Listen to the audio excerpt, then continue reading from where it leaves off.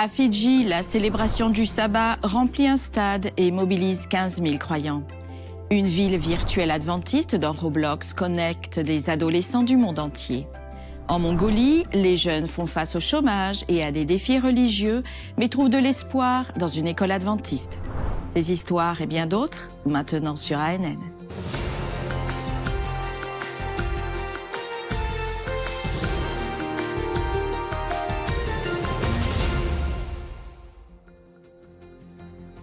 Bienvenue dans un nouvel épisode d'ANN. L'Église adventiste utilise Roblox, une plateforme de jeux en ligne populaire, pour lancer Advent City. Cette ville virtuelle a pour but d'offrir aux adolescents un espace à la fois ludique et éducatif. Roblox compte plus de 85 millions d'accès quotidiens dans plus de 180 pays. Récemment, l'Église adventiste du 7e jour au Brésil a créé Advent City, un jeu permettant aux participants de relever des défis, de gagner des récompenses et d'explorer des valeurs telles que le respect, la foi et la mission. L'inspiration vient du Club des explorateurs de l'Église adventiste, qui propose des activités développant les aspects physiques, mentaux et spirituels. La ville simule également des écoles, des hôpitaux et des projets sociaux de l'Église. À Fidji, une célébration du sabbat s'est transformée en mobilisation nationale. L'événement a rassemblé des croyants de différentes ethnies et cultures lors d'une rencontre qui a mis en valeur la force de l'Église adventiste du 7e jour dans la région. Plus de 15 000 adventistes se sont rassemblés dans le plus grand stade de Suva, au Fidji. Ils sont arrivés en caravane de tout le pays. Vêtus de tenues traditionnelles, la diversité était évidente, affirment les participants. Lors du service spécial, les dirigeants de l'Église adventiste ont encouragé l'engagement missionnaire et ont lancé des appels à l'implication dans la mission de l'Église de faire des disciples. Au Fidji, le sabbat est un jour de culte et d'encouragement au service. Le concile annuel de cette année a rassemblé des dirigeants adventistes de tous les continents au siège de l'Église adventiste aux États-Unis pour une semaine de culte et de réunions administratives. Au centre des discussions, des initiatives pour élargir la portée de l'Évangile et préparer l'Église aux grands défis à venir. Les dirigeants adventistes ont également présenté plusieurs initiatives reliant la technologie et l'évangélisation. Au siège mondial de l'Église adventiste du 7e jour dans le Maryland, le concile annuel 2025 a rassemblé des représentants de tous les continents pour des décisions stratégiques et des moments d'inspiration. To be one voice, we need to move forward all together. All medias together. Au cours d'une semaine intense, des plans ont été votés, des projets ont été lancés et l'engagement mondial pour l'expansion de l'Évangile a été réaffirmé. Des discours en séance plénière aux réunions dans les couloirs, l'atmosphère était empreinte d'urgence. L'appel est clair: faire avancer la mission, partout et à tout moment. Sur scène, 117 Bibles différentes, chacune représentant une partie du monde. Parmi elles, une Bible offerte aux soldats en Ukraine et une autre d'Éthiopie, avec une couverture sculptée à la main. Selon le président de la conférence générale, le pasteur Ayrton Köhler, ceci est un symbole d'unité en Christ. Je tiens simplement à souligner que la meilleure image de notre Église internationale, de notre Église mondiale, est la parole de Dieu. Nous sommes unis par la parole de Dieu. Voyez ces Bibles ici.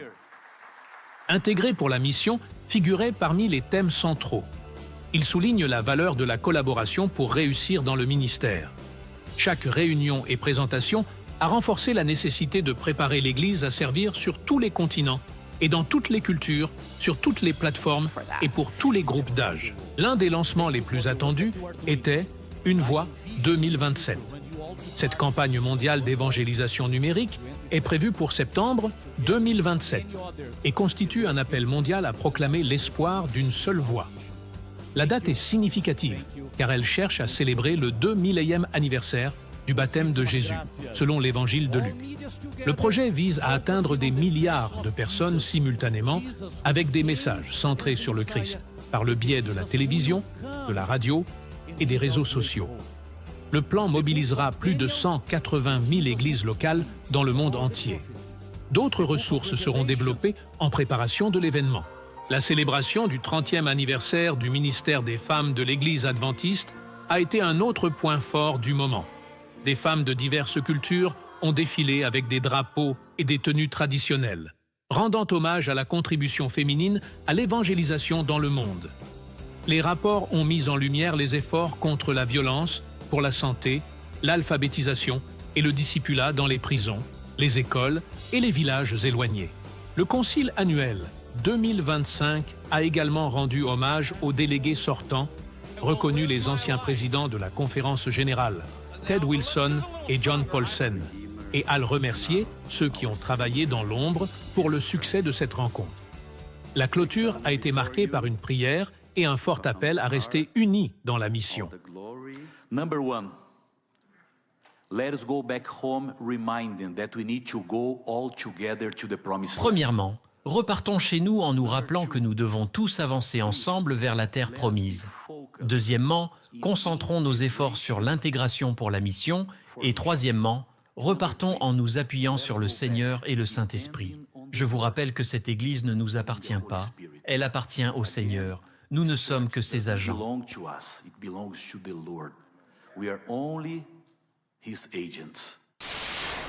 ADRA, le bras humanitaire de l'Église adventiste, forme des femmes à travers le monde afin qu'elles puissent, à leur tour, en accompagner d'autres et transformer leur communauté. Je m'appelle Sonia Fiuna-Evelyn et je suis la vice-présidente du développement durable à ADRA International. Je travaille avec des leaders et des équipes du monde entier qui conçoivent les programmes et les projets percutants d'ADRA. Je fais partie d'ADRA depuis plus de 16 ans. Ce qui m'a amené ici, c'est le travail impactant, la mission de l'organisation et comment cela est lié à mes objectifs personnels dans la vie, qui est d'être au service des autres.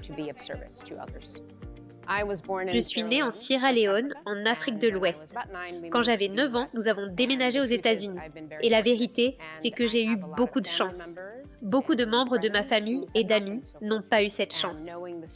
Et connaître les luttes qu'ils ont traversées, que ce soit à cause de crises, de guerres ou de famine, est vraiment au cœur de la raison pour laquelle je veux continuer à faire le travail que je fais. Je suis arrivée en tant que conseillère technique pour la santé et je suis tombée amoureuse de ce travail. De nombreux moments ont été très gratifiants et épanouissants. Je me souviens de la formation sur la maternité sans danger, en particulier sur l'accouchement en toute sécurité. J'étais dans cette partie du monde où les pratiques pour l'accouchement étaient nuisibles. Quand une femme était en travail trop longtemps, parfois le mari ou des membres de la communauté poussaient sur son ventre pour faire sortir le bébé. À la fin de cette formation, ils ont tous dit que cette formation allait avoir un impact générationnel sur la façon dont nous traitons les femmes et les enfants. Et elles n'ont plus à mourir parce qu'elles ne peuvent pas accoucher en toute sécurité. La leçon la plus importante que j'ai apprise est qu'en réalité, partout dans le monde, les gens sont les mêmes.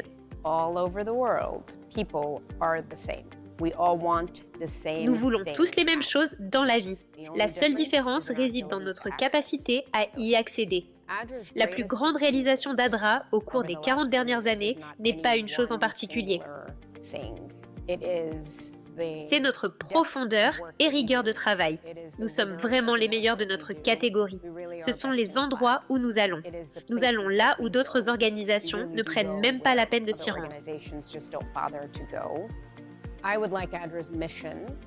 Je voudrais que la mission d'ADRA à l'avenir se concentre sur les femmes et les filles, l'équité, l'arrêt de la violence basée sur le genre, l'émancipation d'un maximum de femmes et de filles dans le monde. Nous irons encore plus loin dans la prochaine phase d'ADRA. Nous briserons les barrières.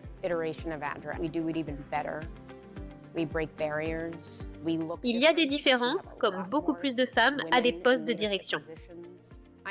Je pense que les femmes qui travaillent à ADRA sont vraiment spéciales, car elles se sont engagées à relever d'énormes défis, point. Sans elles, sans nous, cette organisation ne serait pas ce qu'elle est. Et donc, quand nous parlons de l'avenir d'ADRA, du leadership féminin, ce n'est pas juste pour faire bonne figure. C'est parce que la force collective des femmes peut accomplir des choses incommensurables. Donc nous sommes l'avenir d'Adra, mais aussi des communautés dans lesquelles nous vivons dans le monde.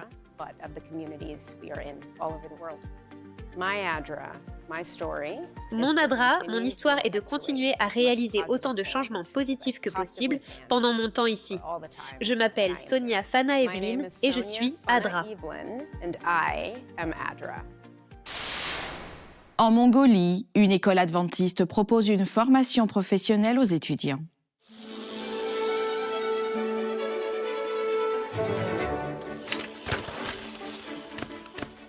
Tout le monde sait que la jeunesse est l'avenir d'un pays. À Ulaanbaatar, en Mongolie, de nombreux jeunes recherchent des écoles de formation pour les aider à trouver un emploi. Comme ce type de formation est rare en dehors de la ville, beaucoup déménagent depuis des zones reculées vers Ulaanbaatar pour avoir ces opportunités. L'Église adventiste du 7e jour, à travers l'école professionnelle Samyuk, voit dans ce besoin une opportunité d'offrir une formation spécialisée afin d'aider les jeunes à trouver un emploi et à subvenir à leurs besoins financiers. Notre objectif est de partager l'Évangile avec nos étudiants. Nous organisons des activités du sabbat et après le sabbat, nous engageons des activités sociales pour aider les autres. Grâce à ces activités, nos étudiants apprennent à aimer les gens et découvrent l'amour de Dieu. L'école propose une variété d'activités pendant le sabbat. Nous faisons du travail social pour les personnes pauvres ou qui ont besoin de nourriture ou d'une autre forme d'aide. Au début, les étudiants étaient très intéressés par nos activités, comme les programmes du sabbat après-midi. Après 1 ou 2 mois, nous avons commencé à parler de Dieu et à étudier la Bible ensemble. Ce que je préfère, ce sont les activités du sabbat, car c'est une demi-journée de rassemblement. À l'école, beaucoup de camarades se retrouvent pour se détendre, discuter, échanger et partager des repas. Ensuite, nous participons à des activités extrascolaires amusantes. L'atmosphère vivante et agréable rend cette école vraiment enthousiasmante. L'école professionnelle Samyuk a été créée pour répondre aux besoins de développement des compétences professionnelles en Mongolie, dans des domaines comme la cuisine, la coiffure, les soins esthétiques et l'édition. Pendant leur formation, les étudiants acquièrent non seulement des compétences précieuses, mais apportent aussi une contribution significative à la communauté. Ils distribuent des articles essentiels aux enfants dans le besoin et aux personnes âgées lors des célébrations du Nouvel An et offrent gratuitement leurs compétences à la communauté.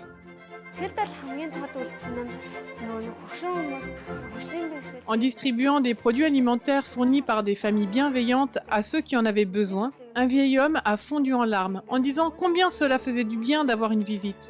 Ce moment sincère m'a profondément marqué. Malheureusement, après avoir terminé leur formation, de nombreux étudiants rencontrent des difficultés car il y a peu de salons de coiffure, de restaurants, d'usines ou d'entreprises prêts à respecter leur demande de ne pas travailler le sabbat. Vos prières sont donc vraiment nécessaires. Veuillez prier pour notre centre, pour notre école, pour que de nombreux étudiants viennent chez nous, découvrent Dieu et que nous ayons davantage d'enseignants et davantage de travailleurs chrétiens adventistes ici en Mongolie. La municipalité d'Aldaya, en Espagne, a reconnu le travail de l'agence humanitaire adventiste ADRA pour son soutien suite à de fortes pluies et des inondations. Les tempêtes ont été causées par un phénomène météorologique intense qui a entraîné des inondations et des destructions dans plusieurs régions de Valence. Lors de la réunion avec des représentants d'ADRA, les autorités locales ont exprimé leur gratitude pour le soutien d'ADRA et ont souligné le dévouement des bénévoles qui ont travaillé à nettoyer les rues, reconstruire des maisons et distribuer des fournitures aux familles touchées. ADRA Espagne a reçu plus de 250 000 $ en dons provenant de différentes régions du pays et du réseau international d'ADRA. Avec ce soutien, l'agence a mis en place des centres de distribution et continue de travailler dans les municipalités les plus touchées, apportant aide et espoir aux communautés en reconstruction. Hope Media Espagne présente la série Les Merveilles Incroyables, une collection de vidéos qui révèle le pouvoir créateur de Dieu et la beauté de la vie. Dans l'épisode Le Squelette Orchestre, les téléspectateurs découvrent l'importance de chacun des 206 os du corps humain.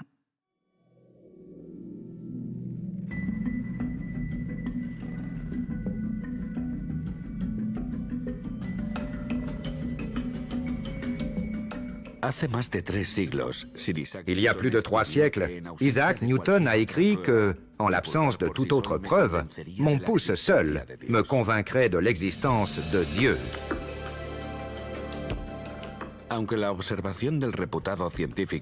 Bien que l'observation du célèbre scientifique ait été inspirée par la polyvalence et la structure de sa main, ces mots pourraient moins s'appliquer à presque toutes les parties de l'anatomie humaine.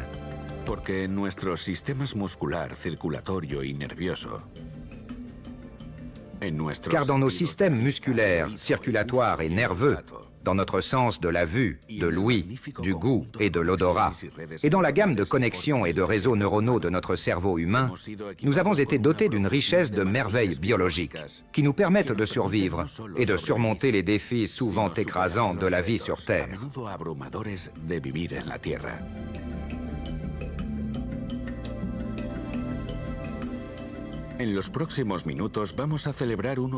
Dans les prochaines minutes, nous allons célébrer un superbe don physique, la structure solide, légère et flexible qui maintient notre corps ensemble. Parce que dans cette incroyable collection d'os, de cartilage, de tendons et de ligaments, nous découvrirons une impressionnante gamme de composants intégrés, tous conçus et organisés pour faciliter chaque mouvement que nous faisons. Chacun comme le pouce de Newton, une confirmation vivante de l'existence de Dieu.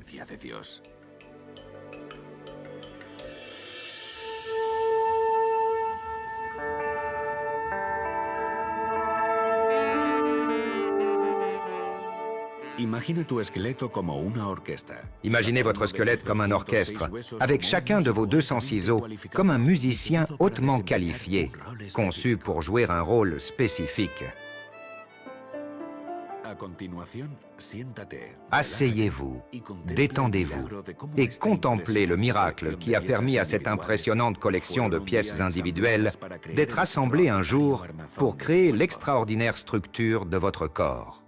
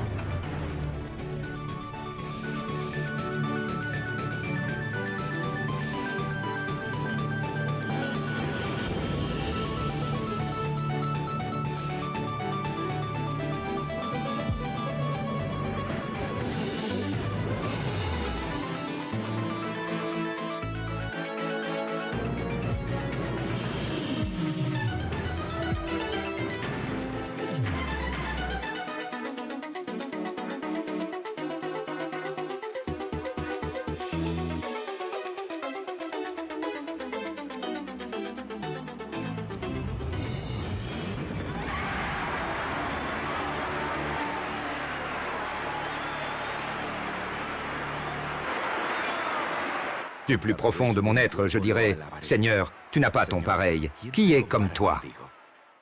Dans les prochains épisodes, ANN poursuivra la présentation de nouvelles vidéos de la série.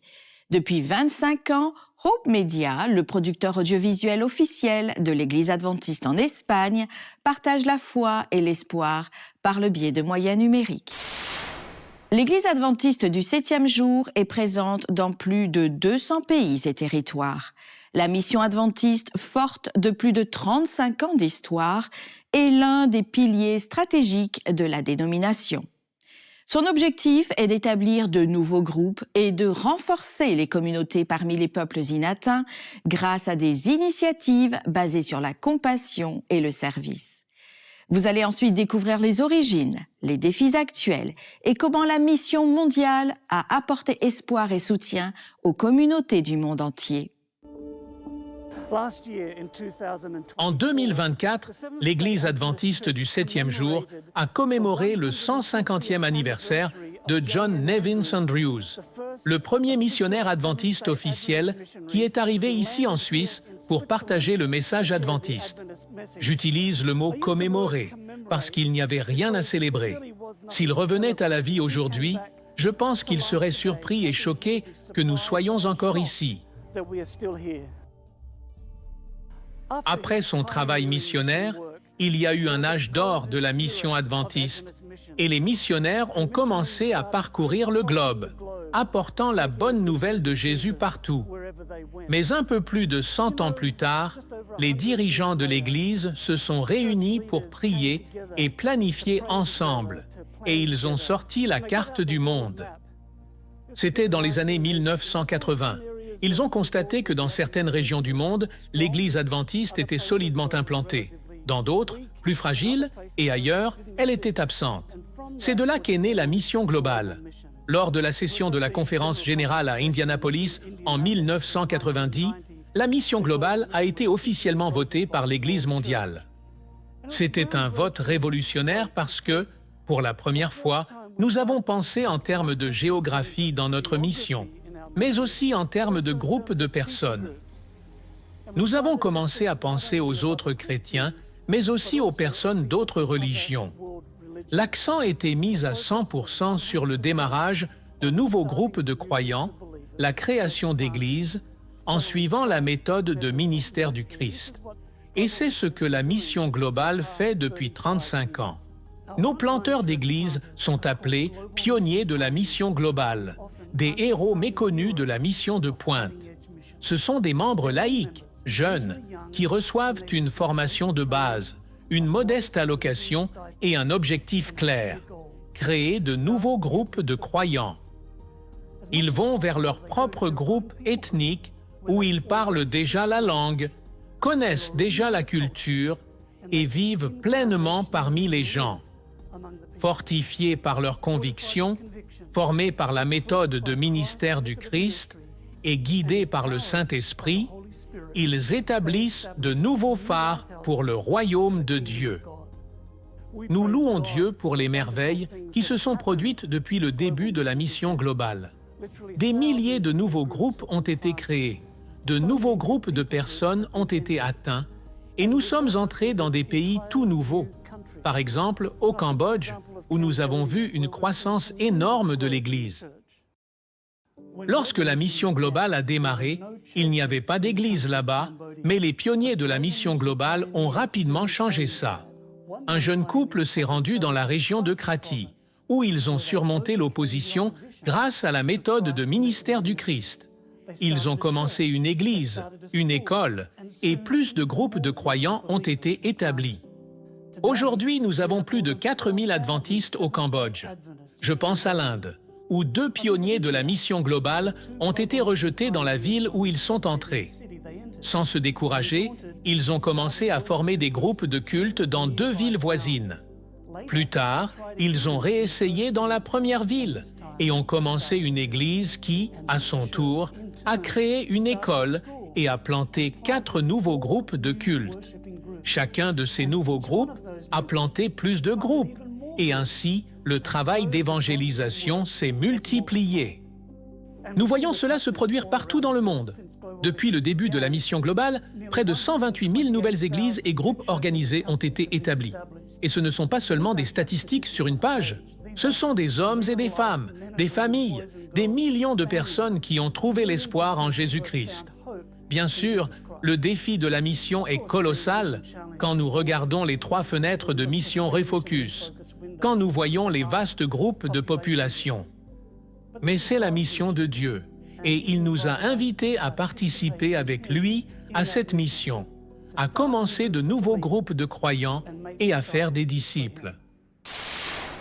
En Asie du Sud, les volontaires de Maranatha International travaillent en Inde depuis plus de 25 ans. L'organisation soutient l'Église adventiste du 7e jour en construisant de nouvelles églises, en forant des puits et en développant des écoles apportant espoir et ressources essentielles aux communautés. Les volontaires de Maranatha International sont actifs en Inde depuis près de 30 ans et les projets de cette année montrent des résultats passionnants. Les équipes de construction ont terminé les travaux de maçonnerie sur 16 nouvelles églises et ajoutent maintenant du stuc et de la peinture. Ces églises abriteront des congrégations qui se réunissaient auparavant dans des structures rudimentaires ou chez des membres. Maranatha fournit également des sources d'eau potable et d'espoir pour les communautés subissant de graves pénuries d'eau. Les équipes de l'eau entretiennent et réparent les puits existants, en plus de forer 105 nouveaux puits cette année. Maranatha a aussi réalisé des progrès incroyables sur le centre d'éducation élémentaire de l'Académie adventiste de Pine Hill. Les équipes ajoutent maintenant les finitions à son intérieur et aux salles de bain. Cette grande structure comprend 10 salles de classe entourant un auditorium et aidera Pine Hill à augmenter son effectif de plusieurs centaines d'élèves pour leur offrir une éducation chrétienne de qualité. Les volontaires de Maranatha International est un ministère de soutien de l'Église adventiste qui mobilise des bénévoles pour construire des églises, écoles, puits et autres structures urgentes dans le monde entier, dont l'Amérique du Nord. Le premier projet de Maranatha en Inde a eu lieu en 1988, mais le grand élan pour les voyages missionnaires en Inde a commencé en 1998, quand l'organisation a ouvert des bureaux dans le pays. Depuis, Maranatha a travaillé avec l'Église adventiste en Inde pour réaliser plus de 3000 projets. Ainsi s'achève d'autres épisodes de cette semaine. Pour en savoir plus sur l'Église adventiste du 7e jour, visitez adventiste.org et pour plus d'informations, adventiste.news. À la semaine prochaine et que Dieu vous bénisse.